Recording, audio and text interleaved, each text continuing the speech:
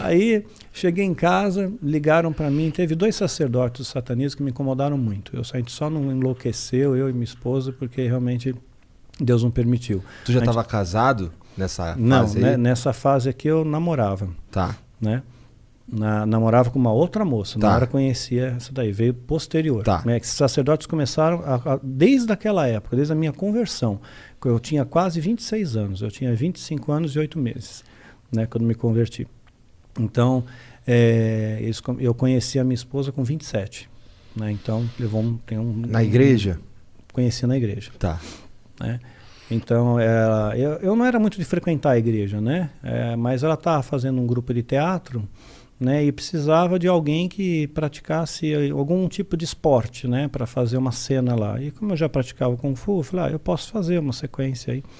Aí eu entrei, a gente acabou se conhecendo, namoramos, noivamos, casamos. Entendi. Então... Mas você estava falando dos sacerdotes que tentaram. que eles fizeram para encher o Então, aí eles ligaram para minha casa.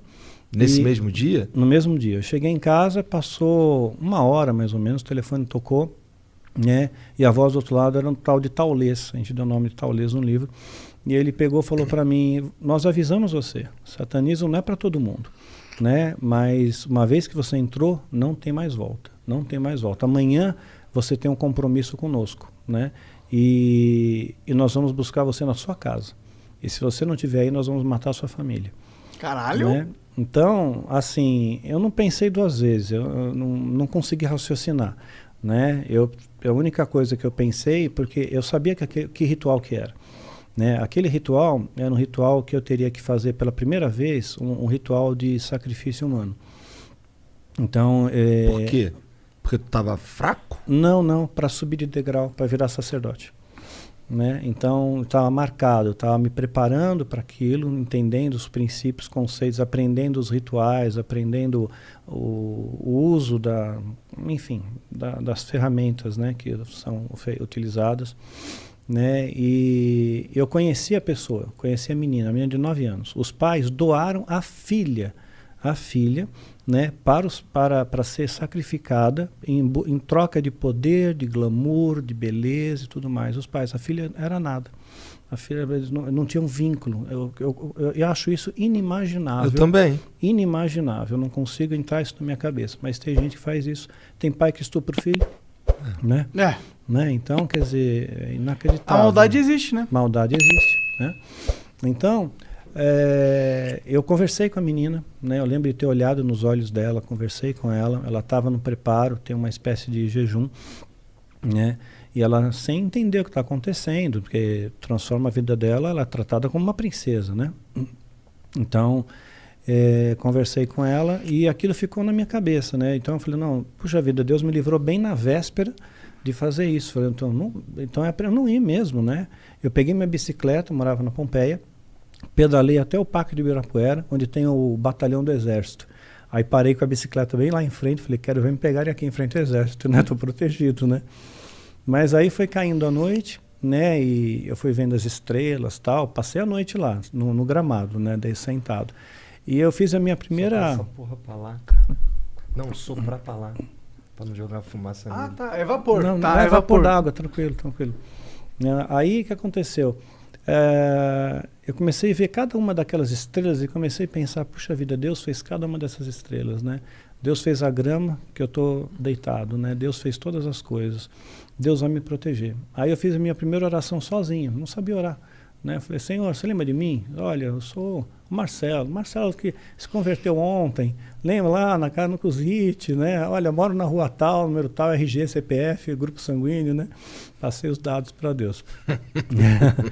Aí eu tenho certeza que os anjos me guardaram naquele dia. Foram anjos que se acamparam ao meu redor, porque a Bíblia fala que os anjos se acampam ao nosso redor. A gente não tem ideia do que é isso, né? Um anjo de Deus, derrotou um exército de Senaqueribe, 185 mil homens, um anjo. E Deus dá ordem para esses anjos acamparem ao nosso redor. Então a gente não tem ideia da proteção espiritual que a gente tem, né? Quando você realmente tem Deus no seu coração. Então, foi o que salvou aquele pastor, né? Foi o que salvou aquele pastor, com toda certeza. Mas você tem que ver a história dele. Eu vou contar até o fim, se você permitir. Claro. Né? Então, ela está descrita no final da série Filho do Fogo, no livro Catedral das Sombras. né? A primeira história é a história dele, né? Eu tenho no celular até, depois eu te mostro fora, né? Para te mostrar um detalhe, né? Para não expor a pessoa. Tá bom. Mostrar a sombra atrás dele, o tamanho do demônio que estava atrás dele, né? Então, o que aconteceu? Esse pastor era a minha única referência que eu tinha, era ele, né? Então, quando ligaram para os olhos que me ameaçou, né? Eu pedalei, fiz aquela oração, voltei para casa, tentei ligar para o pastor, não consegui mais falar com ele, perdi contato total com ele. Ele não está mais na igreja, ele saiu, ele não trabalha mais aqui, né? Perdi contato e fiquei em desespero, porque ele era a única referência, era meu esteio, né? Falei, como é que eu sozinho vou lutar contra uma organização, uma seita, um monte de gente que se protegem, podem me sequestrar, podem me sacrificar, vão me cremar, vou virar pó e sumo, simplesmente desapareço, né? Então, o Zórdico falou aquilo para mim, né? No dia seguinte, que seria o dia que eles teriam que vir me buscar, eu também não fiquei em casa, né? Saí também, né, para eles não me acharem, e nada aconteceu com a minha família, né? Ainda pedi para Deus guarda a minha família. Não ia contar para minha mãe, se vier uns caras estranhos aqui e tal, né?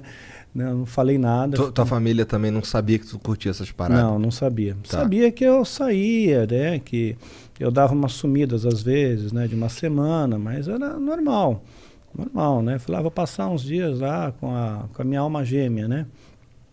Com a fulana lá. De certa forma ia mesmo, né? Ia mesmo, né? Então... Só não era alma gêmea, mas tudo bem. Não era alma gêmea. Quando você descobriu que ela não era alma gêmea? Na verdade, você vê uma incompatibilidade, né? Você tem muita ilusão. Se a pessoa fala muito em cima da sua cabeça, aquela pessoa é só alma gêmea, olha só como que é, como que não é, né? E era uma moça bonita, né? Então, até hoje ela é uma moça bonita, né? Só que ela continua... Tem contato ainda ou não? Não. Ela continua no satanismo, ela não saiu. Ela continua lá até hoje, né? E aí, minha esposa nunca permitiu que eu evangelizasse, né? Por motivos óbvios, né? Se for alguém para evangelizar, não vai ser você, filha da puta! Você não, né? Mas aí o pastor que tu nunca mais achou, como é que foi? Então, aí não achava mais o pastor. Mas eu estava com receio também da retaliação deles, né? Da Irmandade. Pegar tua família, pá. Pegar minha família. E fiquei pensando na menina, né? Então, de repente, eu peguei e fiz uma oração sincera com Deus. No mesmo local que eu fazia meus rituais. Na casa da minha mãe tinha um porão. Eu fazia muitos rituais lá. Então lá eu peguei todas as coisas minhas de rituais, tudo que eu tinha, livro, anotações, né, as parafernálias lá, né, pus fogo em tudo, destruí tudo, me desfiz de tudo. O livro que tu destruiu era um livro de feitiço? Era um livro de feitiço, mas assim, eu copiei, você não pode levar para casa. Tá, era um livro que você escreveu copiando? Copiando, você faz trabalho de copista. Tá. Né? Então eu tinha alguns livros, né? Que eu tinha copiado pelo menos partes, não o livro inteiro, mas partes. Então tinha minhas anotações. Então queimei tudo, destruí tudo. É extensa a biblioteca? É extensa, bastante. Qual que é o livro mais assim que você pegou? Caralho, esse livro aqui... deve ser aquele que ele falou, né? Qual mesmo? Não lembro. Eu também não lembro o nome. Tem um dos mais poderosos da alta magia, que eles consideram, é a clavícula maior de Salomão. Sim. A clavícula menor, né? E a chave de Salomão. Você falou que esses não são muito verídicos. Não. Esse daí é o que você vê você compra isso. Né? Mas tem um livro verdadeiro com o mesmo nome, né? Que é o original mesmo, que é diferente. Porque Salomão... você sabe que Salomão ele deu uma desviada, né? Sim. Com essa história. Então, mas se você lembra bem da história, 1 Reis 10:14, fala que Salomão recebia todo ano 666 talentos de ouro, 666, que é o número do diabo. Né? Talento é ouro pra caralho, né? 34 quilos. É ouro pra caralho. Porra! 34 quilos. Naquela época ele era um bilionário. Bilionário, sim. Né? E esse número... De quanto tempo? Por ano. Por ano. Por ano. 666 talentos por ano. 1 Reis 10:14. Aí lá em Apocalipse 13:18, nós vamos ver que realmente, né, o que é o 666, né? Que é o número da besta. E tem fundamento esse 666 no satanismo? Tem. É uma trindade satânica. Assim como tem o Pai, o Filho e o Espírito Santo. É o anticristo. É a besta, o falso profeta e o anticristo. A besta? Quem é a besta? É o diabo? Sim. É o diabo. O falso profeta... O falso profeta é o que vai dar apoio ao anticristo, Tá. que supostamente será o próximo Papa, depois do Francisco, pela profecia bíblica de Apocalipse 17. E esse Papa Se aí? a profecia acontecer. Esse Papa aí, de boa. É de boa? Francisco é de bonzinho. Ele parece bem moderno. Ele é de boa. Eu gosto dele. Ele me parece uma pessoa super simpática, bonzinho, né? Então, assim, aí depois dele, né? O próximo Papa vai ser aquele que vai dar o apoio ao anticristo, né? Pela profecia bíblica de Apocalipse 17, que fala do 8º rei, né? Então, assim, como o Vaticano se transformou teve poder de Estado, né? Em 19 de fevereiro de 1929. 19 de fevereiro de 1929. Né? E aí fez o Tratado de Latrão. E a partir daí veio todos uns papas. E aí né? tem esse que tá agora é o 7º? Esse é o 7º, porque o primeiro você não pode contar, que era o Pio XI. Pio XI já estava em exercício quando o Tratado de Latrão foi assinado. Né? Você tem que contar a partir do momento que, posterior a isso, passou com conclave e tudo mais. Né?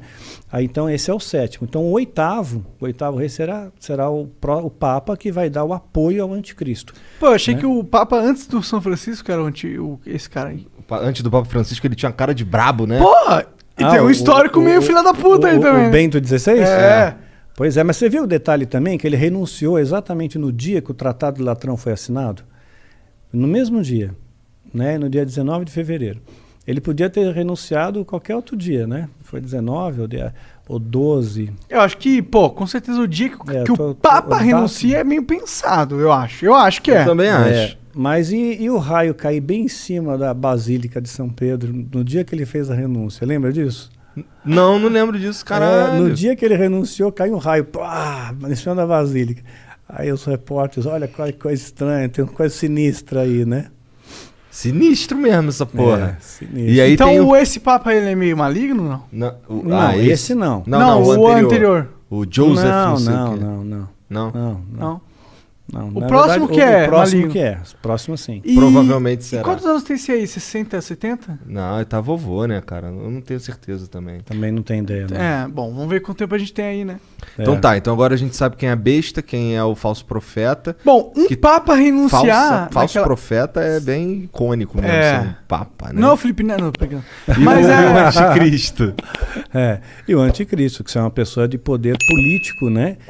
Alto poder político e bélico financeiro, né? Então um presidente ou um vice-presidente. Entendi. E aí esse anticristo, o papel dele é o quê? O papel dele inicialmente vai ser forjar uma falsa paz. Então o mundo vai ficando caótico. Você vê que o primeiro dos cavaleiros do Apocalipse, o primeiro cavalo que entra é um cavalo branco. E o cavaleiro, ele tem um arco nas mãos, mas ele não tem flechas. Quem é esse? Então, esse é o anticristo. Tá. Esse é o anticristo. Tá. Então, o cavalo anticristo branco, é um dos cavaleiros do Apocalipse? da metáfora, sim. Tá. Porque ele entra no cavalo branco, que representa pompa, poder, glamour. Tá escrito isso na Bíblia, o lance do arco sem as flechas? Tá. Ele tá com arco nas mãos e não tem flecha. E as flechas estão lá na nota de $1, que a águia está segurando. Flechas. Que a águia está segurando. Então, inicialmente, embora ele tenha um poder bélico, né, ele seja uma pessoa poderosa, né, porque ele está no cavalo branco, você imagina Napoleão no cavalo branco, Dom Pedro no cavalo branco, o príncipe no cavalo branco, tudo cavalo branco, tem poder, né, imponência. Então, ele não vai usar do poder militar inicialmente, ele vai usar da argumentação, da diplomacia, né, e ele vai trazer uma paz temporária, por isso que a Bíblia também diz, quando houver paz e segurança, haverá repentina destruição. Né? Então, quando a gente tiver uma sensação de, puxa, agora as coisas estão se acalmando, né? De repente estoura alguma coisa. E eu não acredito numa terceira guerra mundial nuclear, né? Porque isso aí já caiu fora da história. Hoje, uma guerra biológica, bacteriológica, né, é muito mais eficaz, uma guerra biológica. Você extermina uma população inteira e não destrói o chão. E não destrói nada, nada. O problema de exterminar uma população inteira é que você tem que criar uma doença que só afeta um tipo de código genético, ou seja, alguma pessoa que tem uma ancestralidade e a doença capta isso de alguma forma. Ou você tem a vacina antes. Antes de você soltar o vírus, a praga, a pandemia, né? Você tem a vacina antes. Então você se vacina. Eu na Entendi. Irmandade tomei um monte de vacina. Que eles disseram que iam ter várias pandemias na sociedade. Então eu não sei. Eu não vou pagar para ver também. Tomo todos os cuidados, né, preconizados. Mas supostamente estaria imune a uma série de coisas aí. Então, tecnicamente. É que aí né? é foda, né? Porque eu acho que nem os satanistas mais pica do mundo eles conseguem realmente ter uma tecnologia capaz de criar uma doença que é tão precisa, sabe? Pois é. Mas eu acho assim que você consegue hoje em laboratório criar vírus, bactérias. Hoje você consegue.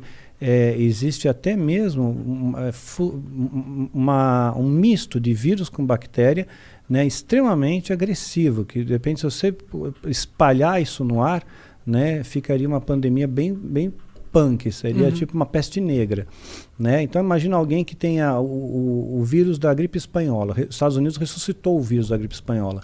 Ressuscitou. Eles encontraram um cadáver congelado e tinha o vírus da gripe, eles congelaram e multiplicaram. Então eles têm o vírus da gripe espanhola, que na verdade ela começou nos Estados Unidos, né? Começou em Chicago. E por que o nome é gripe espanhola? Gripe espanhola porque a Espanha foi a primeira da notícia. Entendi. Primeira da notícia nos jornais. Aí ficou gripe espanhola. Mas matou muita gente, né? Matou cerca de 50 milhões de pessoas no mundo. É bastante gente. Numa época que não tinha a locomoção que a gente tem hoje, de avião, tudo mais. Mas também não tinha medicina, né? Não tinha medicina. Mas até hoje ninguém sabe, se a gripe espanhola voltasse, não tem vacina. Até hoje não encontraram uma vacina para a gripe espanhola. Ela te mata no máximo em 6 dias. Entendi. E dentro da organização satanista, ela é internacional, certo? Internacional. O que rege ela exatamente? Porque, pro cara ter um sistema de inteligência onde ele pega uma foto sua que você mandou ali quando você estava querendo entrar, e aí eles têm um agente localizado, nacional, no Brasil, no caso, e ele tem toda essa coordenação de inteligência, tipo, ele sabe quem é você, ele sabe onde te encontrar. Sim. Entendeu? Isso é algo que é uma coordenação aquém de estados, nesse sentido. Sim. Eles têm essa estrutura. Não sei se eu posso comparar porque eu não conheço profundamente, mas eu já assisti uma série da Netflix chamada Quântico, né, que mostra como é que é o treinamento dos agentes do FBI. Então, assim, é incrível. Você, pelo computador, você consegue descobrir tudo da pessoa, né? Você consegue vasculhar a vida, porque hoje está tudo conectado. Até porque eu alimento, mesmo que involuntariamente, todo esse sistema. Tudo, até seu celular. Seu celular tá. A câmera está aberta o tempo todo, o áudio está aberto, estão capturando tudo que você fala, tudo que você está vendo, né? E vão jogando no banco de dados aí, né? E pega um algoritmo e filtra. E esse algoritmo pode facilmente pôr só um CPF, CNPJ, sei lá, e você vê quem que é, né? Então a ideia deles é essa, de espalhar um vírus, né, exterminar a população. Eles estão vacinados, então eles não morreriam com esse vírus, né, de alta toxicidade. Estava falando para ele até que os Estados Unidos ele ressuscitou o vírus da gripe espanhola, né? E aí depois eles se abrigariam em bunkers. Tem bunkers espalhados pelo mundo e tem alguns muito grandes, estruturas de pequenas cidades, cabem 20 mil pessoas. Porra! 20 mil pessoas, né? Tem um no Brasil também, né? Em Rondônia, né? No Brasil, em Rondônia. Então... Isso é... Todo mundo sabe disso? Não sabe. Né? Tem os bunkers que você conhece, que aparece no Fantástico, tudo. Tem ricaço que constrói. Eu queria ter um bunker. Nem que se fosse uma sala gamer, tá ligado? Uma sala gamer. Tipo... Passar o tempo, né? O porão homem, o main cave, tá ligado? Mas aí acho que não vai pegar a internet. Porra, com o Elon Musk aí talvez pegue. E o Elon Musk, ele é satanista? Não sei. Não sei. Tá, eu queria saber. É porque tá rolando uma nova onda de odiar esse cara aí, né? Ele falou umas merdas no Twitter. Ele falou, tipo... Se tem um país de terceiro mundo que a gente precisa dar um golpe de Estado, foda-se. A gente vai dar um golpe de Estado em quem a gente quiser, porque aqui é o futuro. Caralho. Falou umas merda, então. Falou. Aí eles se escondem nos bunkers, esperam, né, a coisa tá descontaminada, saem e herdam a terra. Então eles têm a ideia de que eles vão herdar a terra, que a terra vai ser deles. Mesmo que as profecias bíblicas se cumpram e a igreja seja arrebatada, né? Porque tem essas linhas do arrebatamento também, né? Do pré, o mid e pós-tribulacionismo, né? Mas todas elas compilam como arrebatamento, né? Então eles acabam acreditando que eles vão sair, vão herdar a terra e vão ficar de boa. Vão ficar de boa. Então, quando você vende essa ideia para essa galera, né? O pessoal vê, puxa, eu sou o máximo. Né? E quando eu saí, eu sabia que tudo aquilo que representava, porque eu saí sabendo de muita coisa, né? Sabendo muita informação. Então eu pensei, eles vão me matar porque eu sou um arquivo vivo, né? De repente eu posso, né? Mas aí eu pensei melhor, falei, não, eu vou ficar quieto, não vou falar nada para ninguém, vou como se nunca tivesse existido na minha vida, né? E fiz isso com uma promessa para mim mesmo. E Quantos fiz uma oração, anos você ficou lá? Eu fiquei dos 17 aos quase 26, quase 9 anos. Tá. Né? 9. Então, de novo. Aí eu fui naquele mesmo porão da minha casa da minha mãe, onde eu fazia os rituais, me ajoelhei, orei, falei, Deus, me ajuda, me dá força, me protege, me guarda, né? Eu não vou falar nada, né? Não vou me mexer com eles, né? Eles não mexem comigo e pronto, né? E assim, aquele terrorismo continuou por um tempo ainda. Eles ligavam para minha casa às vezes, né? Falavam assim, olha, você não tem mais poder do que a gente, né? Eu tinha bichinhos em casa de estimação. Tinha maritaca, peixe, tartaruga, essas coisinhas, né? Um dia meus animais amanheceram mortos, né? Tudo bem, a gente pode imaginar, vazou gás. Tudo né? ao mesmo tempo? Tudo ao mesmo tempo. A gente pode tentar teorizar a coisa, Puxa, vazou gás à noite, sei lá, né? Mas fato é que aconteceu, né? E aquilo ali me deixou preocupado. Passou umas horas, me ligou de novo esse taulês, né? Ligou e falou, olha, o próximo é você, né? E eu falei, olha, eu prometo para vocês, eu nunca vou contar nada para ninguém. Né? Vocês podem me esquecer, eu vou ser um ser invisível, eu sumi do mundo, né? Eu nunca vou dar trabalho para vocês, não vou contar nada que eu sei, não vou dizer onde estão o bunker, onde é a base, onde vocês se reúnem, onde são os rituais, onde estão o crematório, enfim. E até hoje você cumpre isso? Em parte, porque eu publiquei essas informações. Então você não cumpriu nem um pouco isso. Pois é. Aí eu acabei conhecendo a minha esposa, né? Depois já com 27 anos, quieto. Só que ela percebeu, né, que eu tinha alguns traumas, assim, né?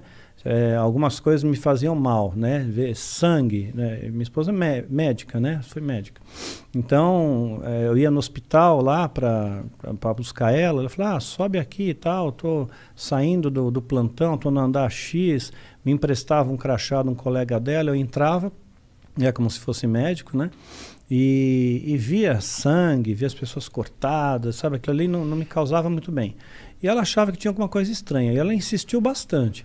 Até que um dia eu falei, tá bom, então eu vou te contar qual é que é. E contei tudo para ela, né? Passei acho que uma semana contando todos os detalhes para ela, né? E contei em detalhes, contei tudo, sem omitir nada, né? E pensei, pronto, acabou, né? Acabei de perder a namorada, né? Então dancei. Mas ela não desistiu, não. Ela falou, poxa, pode ficar tranquilo que Deus é maior, tal, né? Então a gente vai conseguir juntos isso.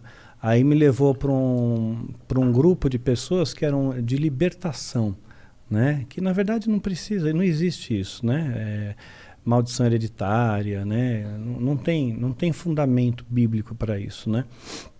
Mas naquela época eu era uma carta branca, né? Então não sabia nada, então eu fui, né? E aí oravam por mim, né? Tinha gente que tinha revelações, né? E às vezes eu contava alguma coisa fragmentada e mentia. Veja bem, eu sou recém-convertido, eu tenho muito da minha herança ainda, né? Eu contava uma mentira no meio da coisa. E a pessoa testificava a mentira. Poxa, é isso mesmo que Deus revelou e tal. E eu falei, esse cara aí não tem Deus. Mas aí teve um cara, chamava Maurício. Esse cara aí sim. Esse cara, ele quando eu falei com ele, quando eu comecei a conversar com ele, né, contando umas lorotas, ele parou, ele falou, não, para aí, eu acho que isso aí você sonhou com isso, você deve ter imaginado isso, mas não foi assim que aconteceu. Aconteceu desse jeito, e foi muito incisivo, e foi preciso, sabe? Assim, foi um corte seco, né? E eu falei, puxa, então existe realmente, né, um poder maior de Deus que pode, sei lá, se ajustar a uma pessoa, pode se manifestar através de uma pessoa.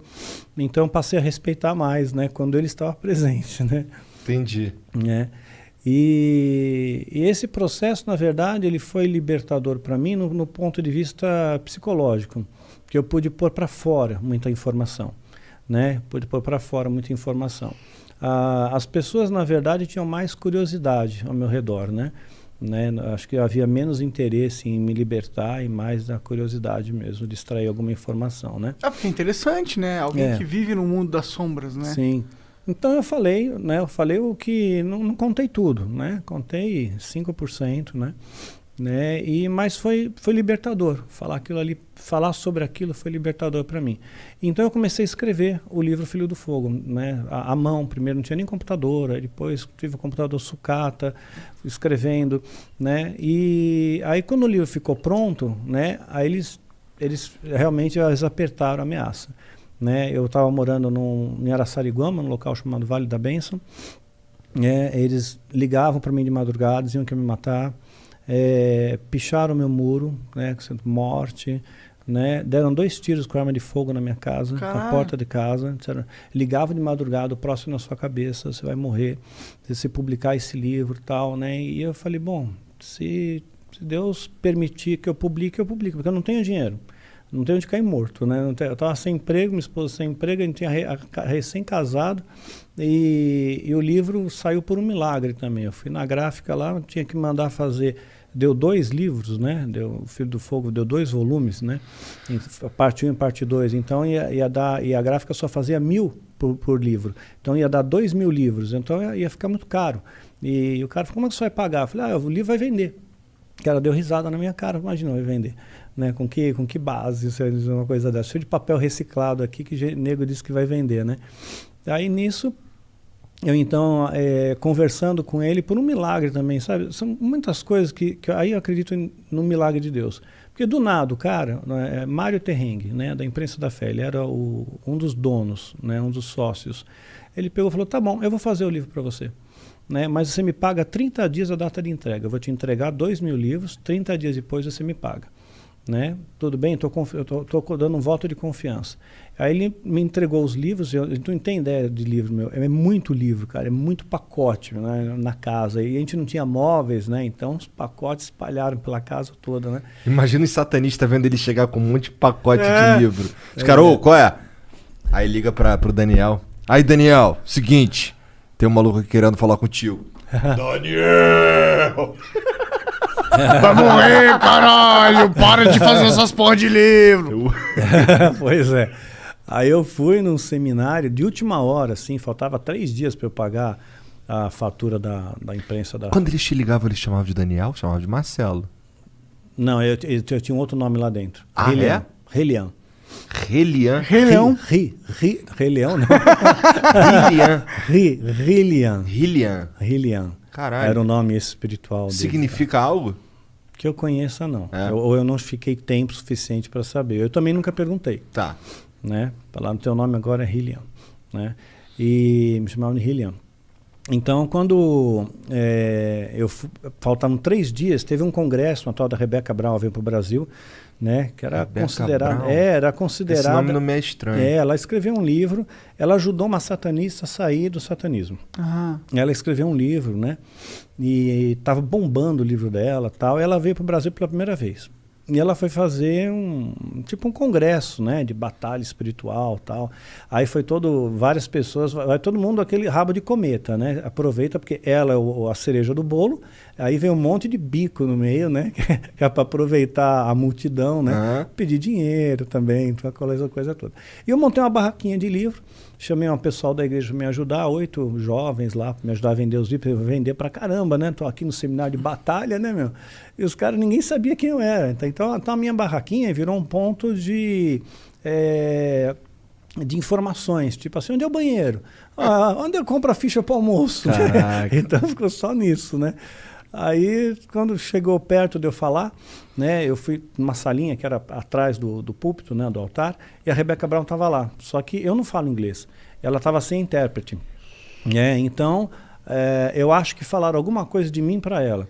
Né, porque ela olhava assim para mim, né, e falava, Daniel, alguma coisa assim, né? Eu falei, Daniel, satanismo, Então, aí não conseguimos comunicar direito, né? Mas quando eu subi, foi a primeira vez que eu fui falar em público, né? Eu nunca tinha falado em público na minha vida. Aí tem alguém que pega, me puxa pelo braço e fala, Daniel, vem cá. Deixa eu te falar uma coisa no teu ouvido aqui, ó. Sabe quantas pessoas tem aí, cara? 5.000 pessoas. Eu falei, pô, eu precisava dessa informação. Precisava. Sabe, sem isso eu não ia conseguir falar. Tem 5.000 pessoas, eu tenho 2.000 livros, preciso da metade só, um pouquinho menos. Não, nem deu na verdade ele ficou maluco. Fiquei, mó medo, meu. Falava 5.000 pessoas, pô. E o pessoal, e o público tava raivoso, que tinham sabotado o evento. Tinham dado, sabe aquelas, davam pro povo uma sacolinha de patrocinadores? Eu ouvi falar, botaram um bagulho de pornografia. De pornografia. Os ativistas meu, você soube dessa, lembrou? Sei lá. Eu ouvi você falar em algum lugar. E tava... No Petri, provavelmente. E o pessoal tava bravo com aquilo, tava bravo. Aí eu subi, falei o que eu tinha que falar, né? Quando eu tô terminando, eu vejo o povo levantando, correndo lá para fora, perto da barraquinha, né? Pensei que eu tinha falado alguma besteira. Falei alguma bobagem, o povo tá me dando as costas. Nem esperaram eu terminar. Né? E vendi todos os livros naquele dia. Bom, o que tu tava dando um testemunho nesse dia? Era mais ou menos um testemunho. Não contei da minha conversão? vida. Não falei da minha conversão, não. Eu expliquei como é que funcionava o sistema satânico. Tá. Eu dei uma desenhada, assim, como é que funcionava o sistema satânico. Essa hierarquia satânica, né? Mostrei... Tem hierarquia entre os demônios? Tem hierarquia entre os demônios. Por isso que tem principado, potestades, dominadores... Bom, Satanás é o demônio mais pica. Sim. Quem que é o segundo? Ele é o chefe. Aí tem 4 grandes príncipes abaixo dele. Belzebu, Astarote, Asmodeu, Leviatã. O Leviatã parece ser foda. No sentido que parece ser o cara que causa o apocalipse. Mas o Leviatã, segundo o satanismo, tá. é um espírito territorial que está sobre o Brasil. Ele atua sobre o Brasil. E ele está ligado às águas. Né? Em Jó fala que ele é o dragão do mar. Leviatã marinha, parece ser um monstro marítimo. Monstro marítimo, exato. E os nossos principais deuses brasileiros, né? Nada a ver com as expressões religiosas, mas curiosamente estão ligados às águas, né? Que Iara, Aparecida e Iemanjá estão ligados às águas também. Então é uma outra maneira dele se apresentar, seria assim. O Brasil é o país das águas? Seria mais ou menos isso. Qual que é a posição do satanismo em relação ao Brasil, geopoliticamente falando? Geopoliticamente falando, no Brasil não tem muita expressão. Eles tinham uma preocupação antes, porque havia uma profecia, né, que o Brasil seria um celeiro de missionários. Não sei se você já ouviu falar dessa história. Não. Né? Ia ser um celeiro de missionários. Então, por via das dúvidas, e as igrejas eram mais sérias antigamente, né? Eram mais sérias, pregavam palavras de verdade, falavam de amor, de santidade, de perdão, de fé. Hoje não, é prosperidade, é show, é espetáculo, mudou o negócio, né? Virou palhaçada, né? Vende a lâmpada ungida, a fronha consagrada, os negócios... mas isso sempre existiu, né? Mas piorou demais. Os caras estavam vendendo o fragmento da cruz de Jesus há 2.000 anos atrás. Pois é. Caralho. Que viagem. Tá, peraí, caralho, onde é que a gente tava? Cara, eu de verdade... O lance, aí tá, aí tem os quatro bravos. Grandes príncipes. Sim. Aí foi 5, vai. Leviatã... O Capeta e esses 4 aí. E depois? Sim. Depois tem mais uma e mais outra? Isso, vai descendo a hierarquia. Então seria como se fosse uma empresa. Imagina uma empresa que o pai é o presidente, ele tem 4 filhos. Em cada filho, então, é diretor de uma área, diretor de marketing, diretor comercial, diretor financeiro e tal. Aí vai descendo, aí chega lá na gerência, na supervisão, até chegar na base da pirâmide. E é demônio pra caralho que tem? É bastante. Né? Então, chegando na base da pirâmide, né, eles servem ao dono. Então, tem muitas pessoas que servem ao diabo, né, em seitas pequenas, assim, simpatizantes do diabo, mas não estão ligados a nada, né? São lobos solitários, né? Tá. Então eles servem ao diabo, estão na mesma empresa, né? Servem ao diabo, mas não tem aliança com ele. Aí você vai para a gerência, são estruturas mais bem organizadas, aí você vai encontrar os Rosa Cruz, vai encontrar a maçonaria. Nossa, Rosa Cruz eu achei que fosse um bagulho mais cristão. Pois a maçonaria também, em teoria, né? Caralho. Pois é que chega um certo patamar, a própria maçonaria. A maçonaria, eles adoram uma imagem que é zoomórfica, né? Que é o Baphomet, né? Quer dizer... Era um boss do Ragnarok. É? Uhum. Que é um bode que fica assim. Com uma foice grandona. E é um bode com seios de mulher, né? Quer dizer, é um negócio, é uma aberração. Quer dizer, Deus fez o homem à sua imagem e semelhança, e o diabo deforma essa imagem e faz com que o homem adore essa aberração, né? Adora um ser zoomórfico ali. Então, só por isso já é estranho na maçonaria. Quando você é casado, a Bíblia diz que você é uma só carne com a sua esposa. Então todo maçom gosta de transexuais. É amórfico. Cala a boca, Tá, cara. desculpa. Vai ser mexer com a maçom. Aí, que Pô, tu tá acontece? mexendo com o demônio, caralho. Foda-se o maçom. É que tu falou uma merda absurda, Não, cara. desculpa, eu tô Não, bêbado. então beleza, eu percebi. A garrafa desceu. Ali.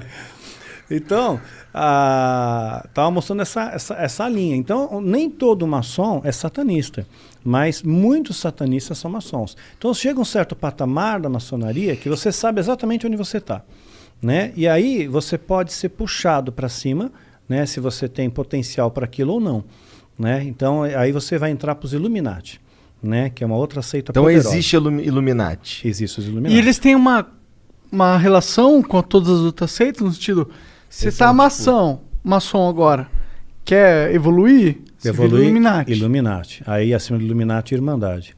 E acima de Irmandade, Aí acabou. Irmandade é o topo da pirâmide. o que é a Irmandade? É uma seita satânica majoritária. Tu já viu House of Cards? Não. É uma série sobre um cara que se torna presidente dos Estados Unidos. Tem um momento lá que ele vai num evento e é um evento assim que eles ficam cultuando uma parada, lá todo mundo de Um bode, túnica. né? Tipo um bode. Eu não lembro se é um bode. Eu sei que tem um fato, né? Que tem uns poderosos. Fato, entre aspas. Que tem uns poderosos que são donos das maiores empresas bilionárias, as famílias aí, né? Família, tipo E aí eles, Rockefeller, eles né? têm um ritual meio esquisito, que eles ficam lá, usam os hobbies, usam os roupões, Uhum. tá ligado? Foi filmado isso. E fica cultuando um deus servo. É? Negócio Era assim. uma coruja, não era? Não é essa Eu acho que imagem que você viu? pode ser também. Eu achava que era um servo.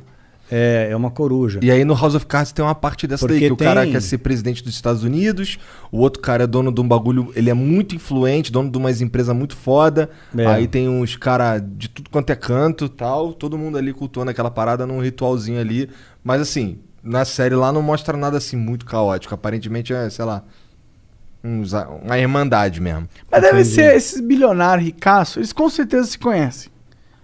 Tipo, ó. Claro, se eu sou um Se bilionário, eu sei quem conhecem, são os sim. outros bilionários. Tipo, a gente Sim, que é e se youtuber, a gente prote- conhece os youtubers, E se- principalmente por causa do mas flow. eles se protegem. Eles se protegem. Essa é a grande diferença, né? Eles são realmente... Um protege muito o outro. Tá. Mas todos os bilionários são amigos? Não tem uma disputa aí nesse Não. grande... Quem faz parte da Irmandade e é bilionário, por exemplo, não. Porque eles fazem parte da mesma igreja, da mesma seita, né? Da mesma fé, digamos assim, né? Dessa forma. Entendi. Quem Porra. quem que são os bilionários que hoje em dia eles são esquisitos, na sua opinião? Eu não posso dar nome. Porra, Porque senão bilionário... vai Bill Gates. A Melinda Gates, que era a esposa dele, terminou com ele. Há a possibilidade dela ter terminado com ele por causa de dinheiro, eu duvido. Mas há a possibilidade dela ter terminado com ele por causa de que ele se provou um cara mau. Ou um cara que tá fazendo umas coisas que ela não concorda. Isso. Eu posso dizer que Bill Gates é um cara do mal. É um Puta cara do merda, mal. desinstala o Windows aí. Pronto. O negócio é Linux.